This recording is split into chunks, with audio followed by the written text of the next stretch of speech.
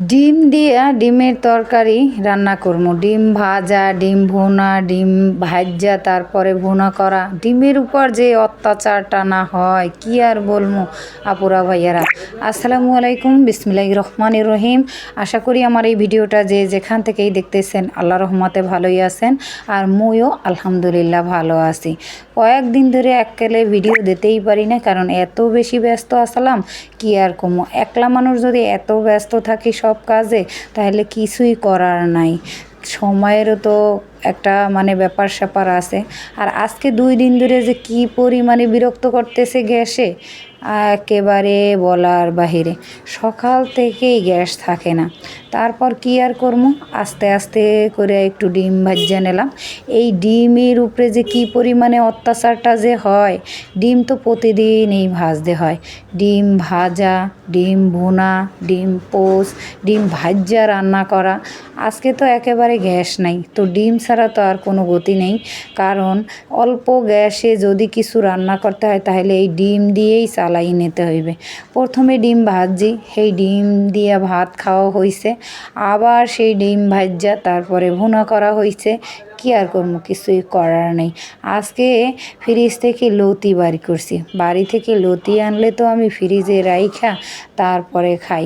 অনেকে বলে কি যে লতি ভাপ দিয়ে তারপরে ফ্রিজে রাখতে হয়। তো আমি না এক ট্রিপ এরকম করছিলাম, তো সেইটা খাইতে না আমার কাছে ভালো লাগে না। যাই হোক, এই ট্রিপ আর ওইটা করি নেই। ওইটা কি করছি, ভাপটা পার না দিয়া একেবারে ধুইয়া তারপরে একেবারে পুলিতে করিয়া ফ্রিজে রাইখা দিছি।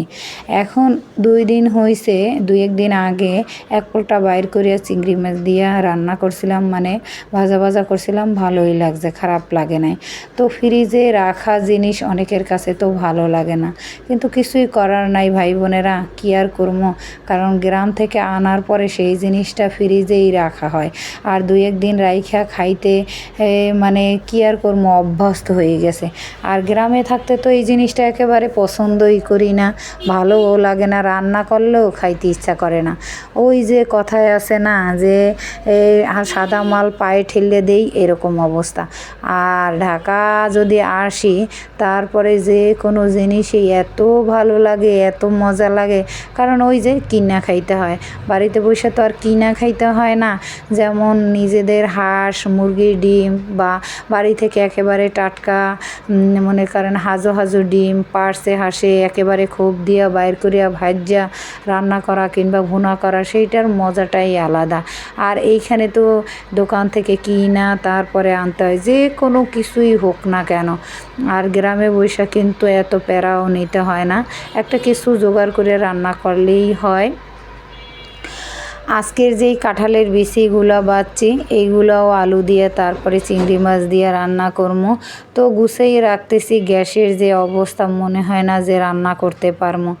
এগুলা বিকেল ছাড়া তো আর মনে হয় না রান্না করতে পারবো, কারণ গ্যাস না এলে কীভাবে রান্না করবো। আলু এবং কাঁঠালের বিচি শক্ত, আর এগুলা গ্যাস ছাড়া তো রান্না করা সম্ভবই না। আর ডিম ভাজা তারপরে রান্না করা, সেইটা হয়তো করা যাইতে পারে, যে পরিমাণে একটু গ্যাস আছে। অনেকে তো গ্যাসের যন্ত্রণায় মনে হয় না যে রান্না করে 2-1 দিন ধরে ঠিক মতো খাইতে পারতেছে। তো এইখানে শুকুর আলহামদুলিল্লাহ অল্প হইলেও একটু হইলেও আছে, যেটা ডিম ভাজার ক্ষেত্রেও আমার অনেক কাজে দিতেছে। বাচ্চারা আমার আজকে 2 দিন ধরে গ্যাসে একটু সমস্যা দিতেছে, আর এত পরিমাণে ওরাও বিরক্ত করতেছে, কি আর বলবো বলেন।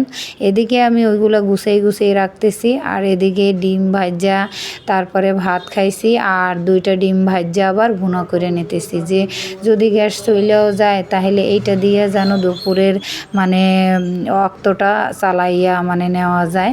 আর এদিকে চিংড়ি মাছ একেবারেই ফ্রিজে ছিল না, তারপরে 2টা-4টা দিয়া তারপরে এই দেখেন গ্যাসের যে কি অবস্থা, এটা দিয়েই রান্না করবো।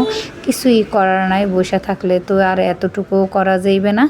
আর এটার ভিতরে ওই যে ফ্রিজের এতক্ষণ যে গল্পটা করলাম ফ্রিজে রাখা লতি, সেইটা এটার ভিতরে রান্না করবো।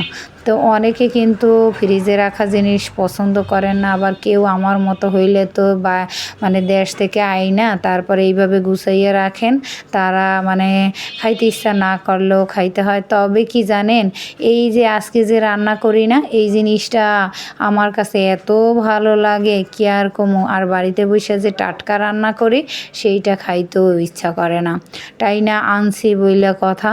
আর ফ্রিজে রাখলে লতিটা না আমার এত পছন্দ, যত কিছুই হোক, কাঁঠালের বিচি দিয়ে রান্না করা, চিংড়ি মাছ দিয়া, তারপরে লতিটা একেবারে ভাজা ভাজা করা আমার খুব ভালো লাগে। অন্য যে কোনো কিছুই রান্না করি না কেন, যেদিন আমি লতি রান্না করি সেই দিন আমার কাছে অনেক ভালো লাগে অন্য যে কোনো কিছুর থেকেও।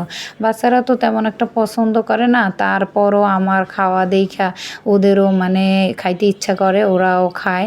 যাই হোক, আজকে এই ডিম মানে জালে লতি হইবে কি না সন্দেহ আছে, জানি না শেষ পর্যন্ত কি হয়।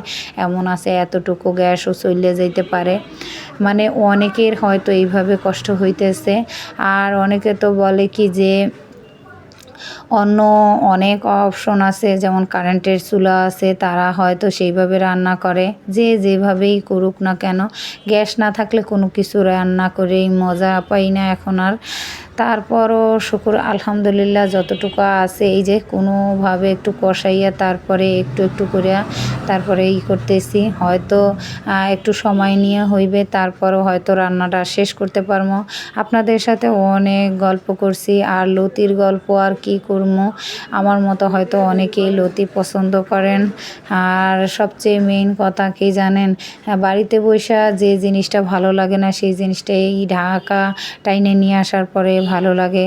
আল্লাহ হাফেজ, আসসালামু আলাইকুম।